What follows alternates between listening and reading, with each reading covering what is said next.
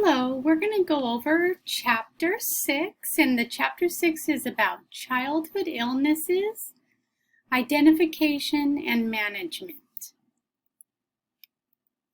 So early signs of illness. So if a child is sick, again, teachers and child care providers usually do observation of a child when they come in the program, in the morning. So teachers should be familiar with the characteristics of signs of common childhood communicable illnesses.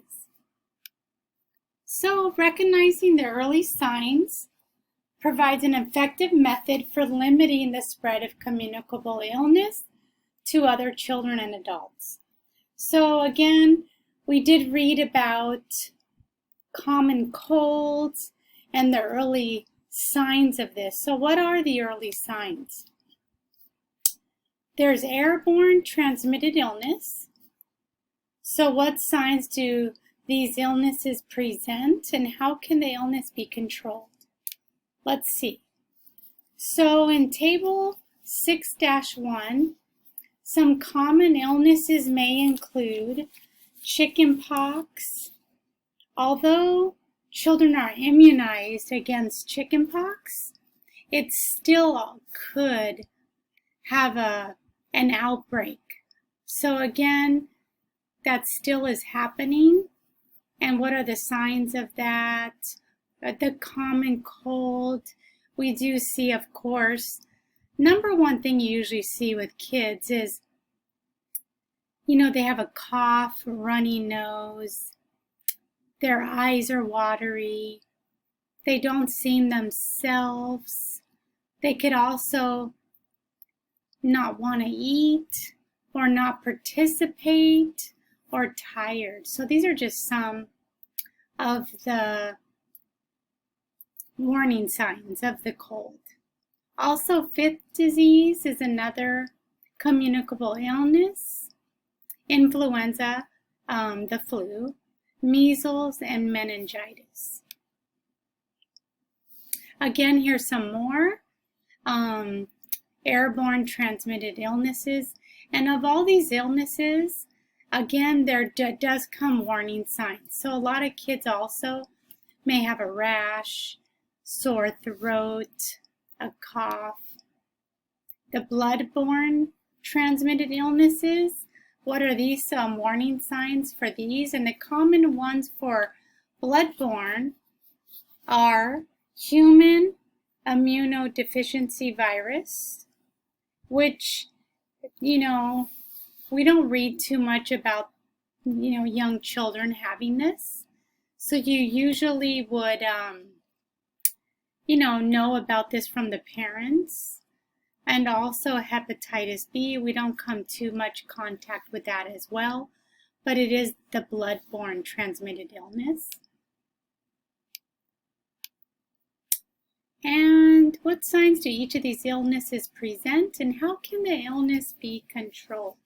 So, again, for contact, both direct and indirect, would be included in this would be pink eye, would also be like hand, foot, and mouth disease, which is a very common. Most preschoolers, for their first time parents, will hear about that. And hand, foot, and mouth disease is, again, one of the most common communicable illnesses, along with having rashes or like a cold sore. And I hate to say this also, but head lice, again, is another common illness. I guess you could say illness, but these are more transmitted directly to child to child.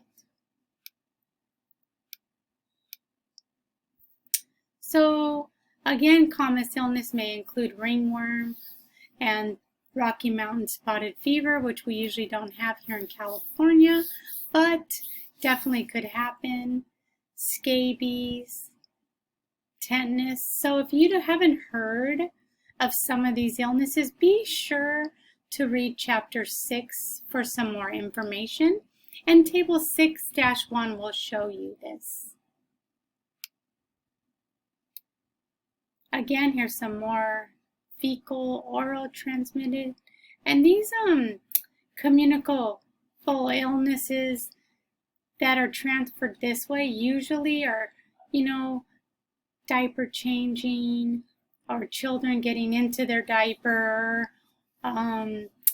not wiping or washing hands, younger children wiping themselves, and then, so again, these are just some ways that can be transmitted.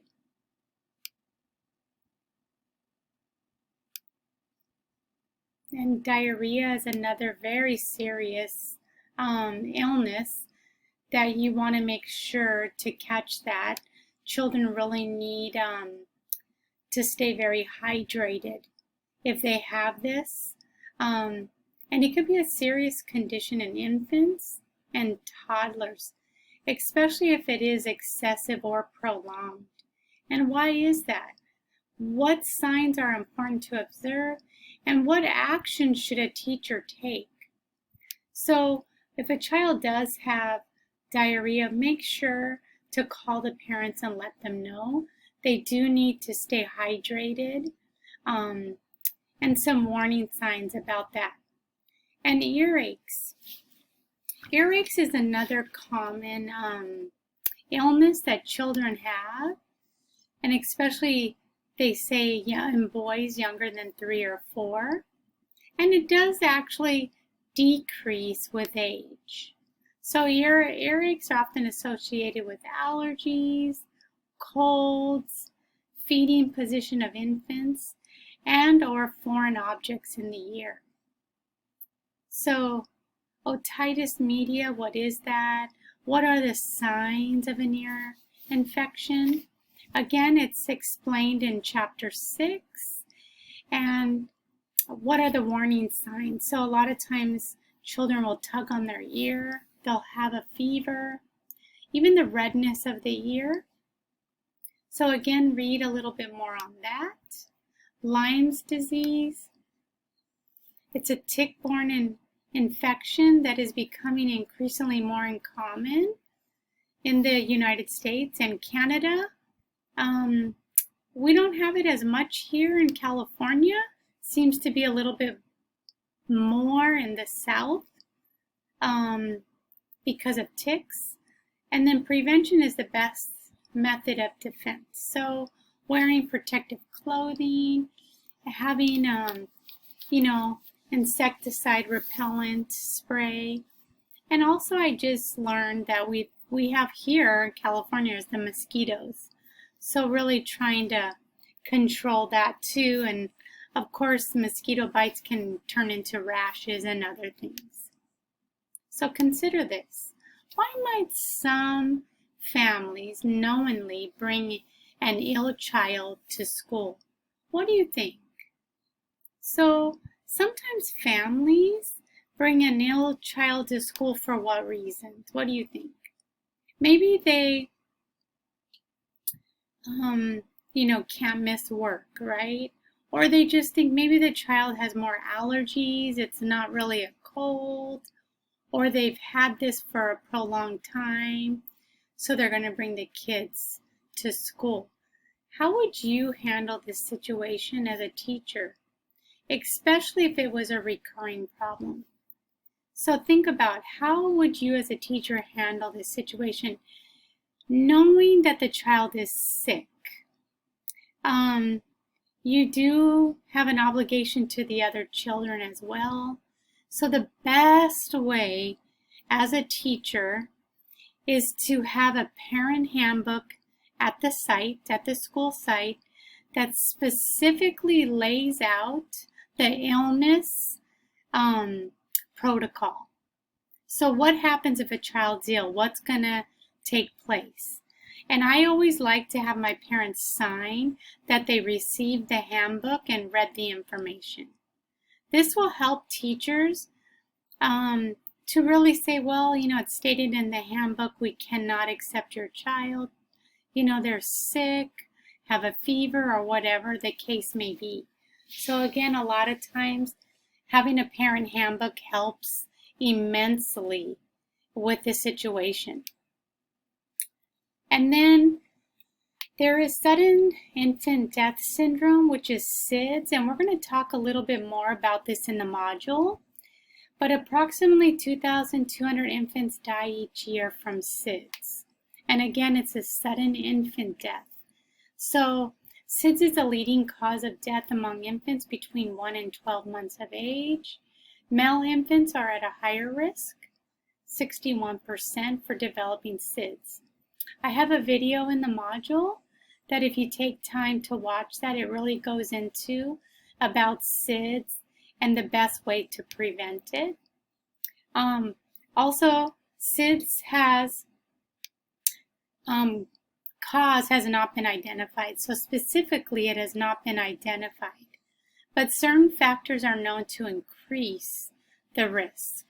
So again, the video will show also sleeping position. Children always must be put into sleep position on their back. Not their tummies, but their back. Some causes may be lack of maternal or paternal care. Smoking, drinking alcohol, or using drugs during pregnancy could also affect this and may cause SIDS. Exposure to secondhand smoke. Respiratory infections. Babies born premature, before 37 weeks. Being born to a teenage mother also carries risks. And having soft bedding or blankets, bumper pads, or like a thick mattress that is not secured in the crib.